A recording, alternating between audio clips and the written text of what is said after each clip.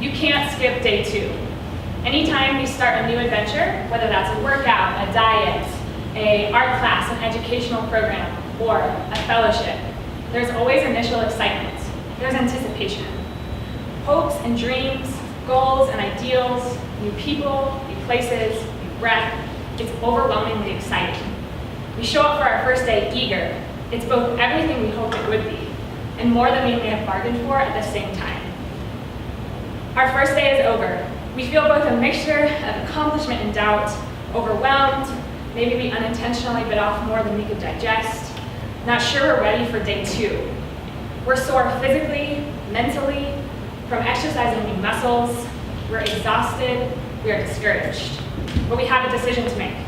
Do we go back for day 2? With naive optimism out of the way, we assess. We look at the scenario from every angle. We weigh the pros and cons and ultimately make a decision. We can't skip day 2. We can't skip the middle and end up on the other side new. In this middle space, we discover we're in the dark. The door has closed behind us and we are too far to return, but not close enough to the end to see the light. It's the point of no return. We can no longer make it back to where we started, no choice but to press on. In this middle space, we discover what we're made of. We wrestle through doubts, discouragements, setbacks, obstacles, winds, waves, storms so fierce we think we will break, water so high we are sure we will drown. But we learn we can swim, we learn we can stand. We might walk with a limp, but we persist, because the middle is messy, but it's also where the magic happens. We are changed. I'm Bekah Ciccarello, and I am in the middle of a messy wilderness, phase 2 of the fellowship. Professionally and personally, I am being tried. I maybe have more questions than I have answers, but I'm here to testify to the goodness of the Lord and the grace that Jesus has given me along the way. The recruitment team has had a mixture of wins and losses since May. Of course, our biggest loss being Curtis, who made his homecoming to Akron. He has become a friend to me during our time here, and like the yin and the yang, our sunny and shady sides kept each other in perfect balance. However, our team has also had a lot of wins. We've added the Queen Brittany Jones and Amy Keith to our team. We have created recruitment rhythms and recruitment timelines to be easily recyclable for new seasons. For ally recruitment, my original goal was to recruit 25 allies. Well, we don't have 25 allies. And with this being the first time I didn't hit my number, I was hard on myself. I kept thinking, which of the leaders would I have grown to love and know over the past 8 weeks will I have to look them in the face and say, you didn't find your ally. But the Lord knew that the structure of allies would be changing, and in His grace, He allowed us to recruit the perfect number. My prayer throughout this entire time recruiting allies has always been, bring us the ones that you want here. And I'm confident that He's answered this prayer yet again. There's more in-depth ally data on the handout in front of you. However, the biggest one I want to highlight is that 32% of our allies are either from minority culture or are not born in the US. And while of course this number isn't exactly where we want it to be, it definitely shows improvements and proves that we're moving in the right direction. In the future, ally recruitment is going to look a lot different. And while the numbers I recruit will look relatively the same, it's going to completely change how we market the ally opportunity. As Sean mentioned earlier, we're going to move to a facilitator in a small group setting. This particular ally cycle has been trying because I have been in deep worry over my failure. It has caused me to question my worth and my abilities, but the Lord has proven Himself faithful to be able to handle my questions.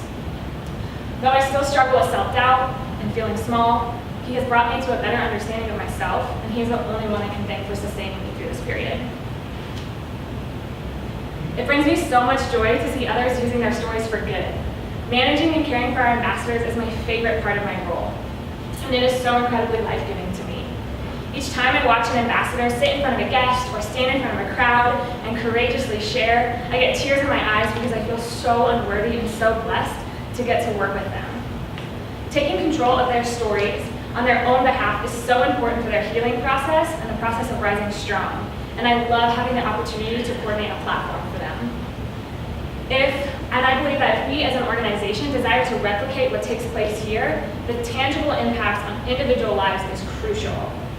And sharing that process, and a crucial part of the replication process, because a number turns into a person. And a powerful story is given a face and a soul and flesh.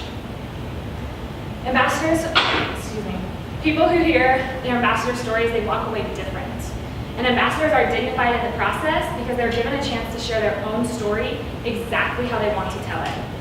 This past trimester, I have onboarded 6 new ambassadors, and as I attempt to narrow and improve on the selection process, I have actually, for the first time, denied ambassadors for reasons other than big red flags.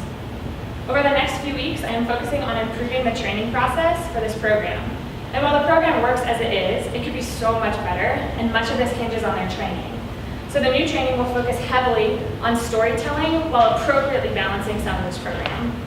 Ultimately, my goal is to take this program from okay to good and from good to great, and to give leaders the tools to honor their stories in ways that bring good and healing and justice. If I'm being honest, I feel like I'm a little in over my head with this program.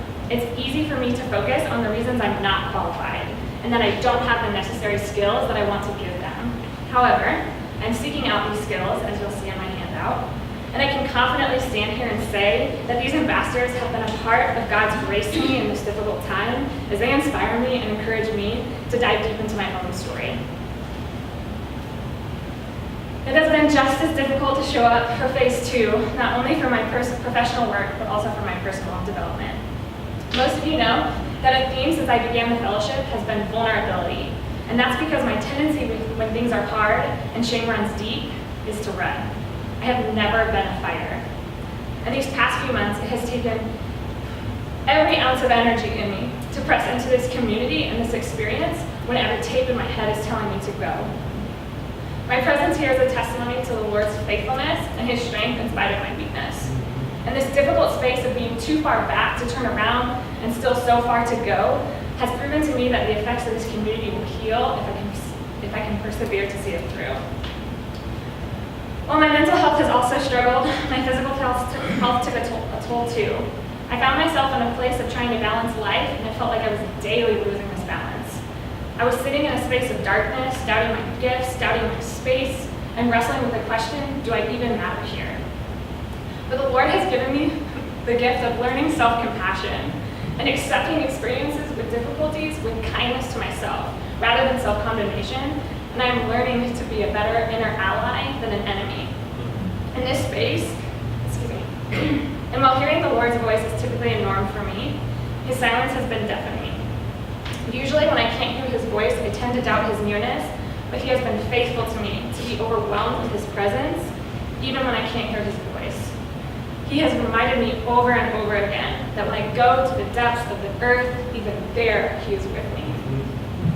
The Lord is now asking me to digest my story and to sit with him in it, because pretending it isn't there doesn't get me through but keeps me stuck. He's told me that by digging deep into my own story, I will find a woman I didn't know was there. One who is worthy of love and self-compassion. A woman who is fierce and brave, who refuses to let her past define her, but who can hold each and every moment and find a way to point back to the goodness and the faithfulness of Jesus.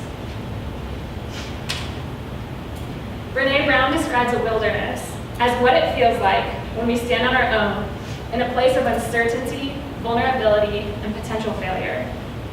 This second phase, this middle space, is a wilderness.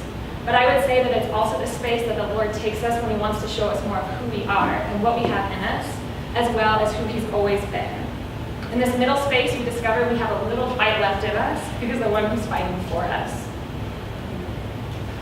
I haven't made it quite out of the messy middle yet. Most days I still feel like I'm limping around, wondering if I can make it out. I'm afraid I'm miles behind, but I desire to be honest about where I am because I know I'm not the only person in the messy middle.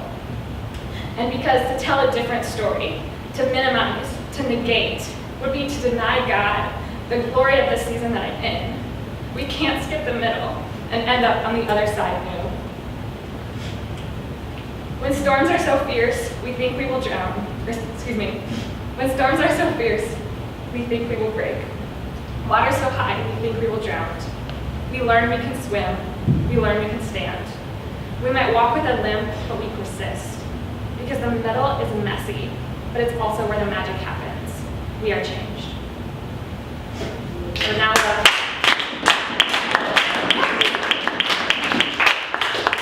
I would love to answer any questions that you have.